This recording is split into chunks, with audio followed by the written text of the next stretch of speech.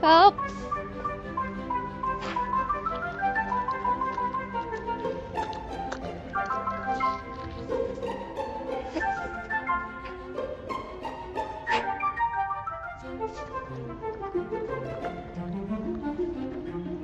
Một cái tập bia.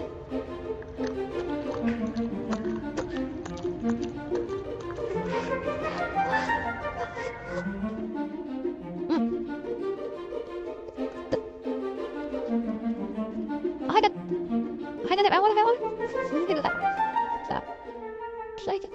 Xe cấp á. Xe cấp. Các bạn dữ đó. Mơ mực quế tờ. Mơ cái xong xí nè. Muốn nóng chậm xong cái xì mà xa thế. Xong cái xì tiết đây nè. Chú mới á. Xì hầu xào được bó nhanh. Hay thay. Là cái đôi việc đó nè. Nà chen ngon với xì. Mến ao ta sát với xì từng ai nè. Tao ta nhanh ngon với xì. Nhanh hay thay ta nhanh thay à.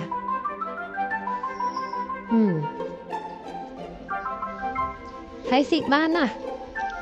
Muốn nâng tầm xong cái xì hả lỡ mà sống nhóm tiết đây nè. Một miệt, một mộc ạ. Một không chừng nhóm tiết mộc. Còn bố đây nè. Hả có với xì đài. Mà ai chanh mà nâng tê. Một mộc ạ.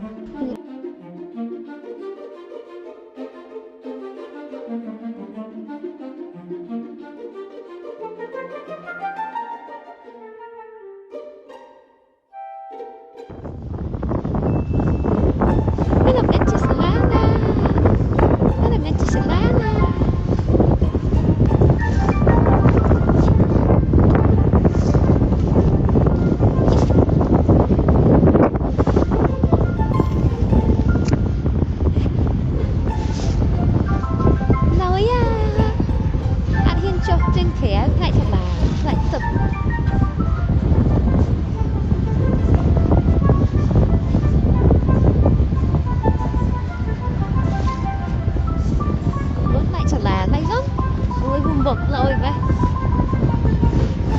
Đây là hai kìa.